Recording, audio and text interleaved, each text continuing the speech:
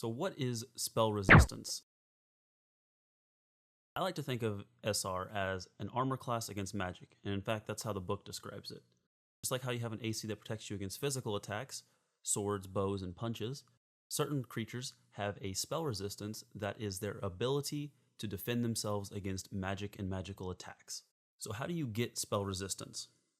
Well, certain monsters and races outside of the core races begin play with spell resistance. They have it innately. It's part of their kit.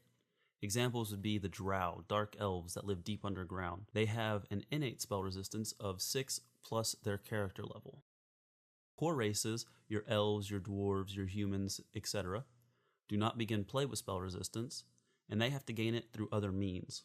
There are spells such as the spell resistance, creative I know, that is a cleric spell that will give a target a spell resistance of 12 plus caster level, and certain items such as Cloak of Spell Resistance, which gives the wearer a spell resistance of 21.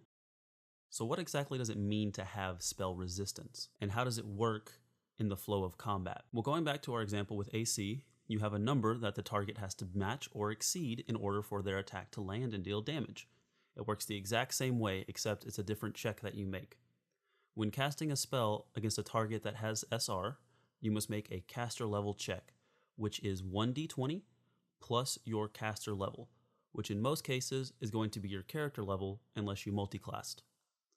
There are feats and items that can increase this check and increase your chances of success. So success means the spell functions like normal. If it's a spell like Magic Missile, damage is dealt.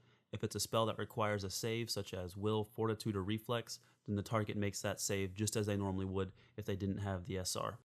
However, if you fail to match or exceed the target's spell resistance, the spell takes no effect. It is a failure. The target does not need to make any saves and no damage is dealt. So now I'm going to go into some rules that might not come up as often in combat. So what happens if there is one target that has spell resistance and they have allies that do not have spell resistance, and they are the target of an area of effect spell such as Fireball? The spell resistance of the one target does not shield the other targets from the Fireball. All the targets that do not have SR still make their reflex saves for half, and the target that has spell resistance is shielded, and the caster of the Fireball must make a caster level check against that spell resistance, whatever that number may be. And if it fails, then that target takes no damage, does not need to make a reflex save. But if the caster of the Fireball exceeds that caster level check and beats that spell resistance, then that target makes a reflex save like normal. It's important to know that spell resistance does not shield other people. It only protects the one target. Which brings me to my next point. You cannot transfer your spell resistance to another person. You can cast spells like spell resistance on another person, but your own spell resistance cannot be lowered off of yourself and added to someone else.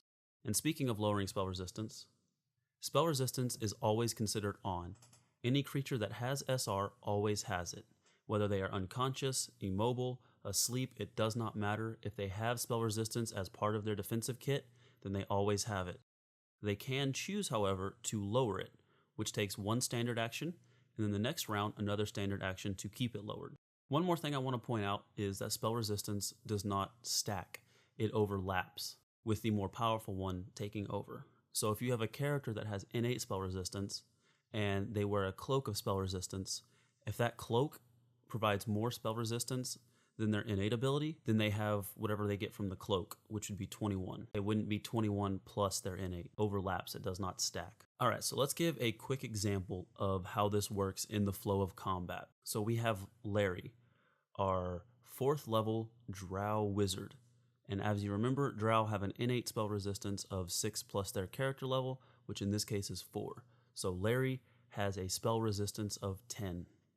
Then we have Dave over here, our up-and-coming sorcerer, also level 4, and he is trying to cast Magic Missile against Larry. So Dave cast Magic Missile, and he has to make a caster level check against Larry's spell resistance of 10. So he's going to roll 1d20 and add 4 for his caster level, and then he would also add, if he had any feats or items that increased his chances of success, he would add those on, and if it exceeds Larry's SR, then damage is dealt. If it does not exceed, then no damage is dealt. So that's kind of a quick example. If this was a spell that required Larry to make any type of save, he would only need to make that save if Dave passed the caster level check. So I hope that helps. If you have any questions or comments, leave those down in the comment section below. I want to thank y'all for watching our first video on this channel. Please let us know what you thought about it. We have a lot more videos planned, and we hope to get them out about once a week. That's kind of what we're aiming for. So thanks for watching, and I'll see you next time.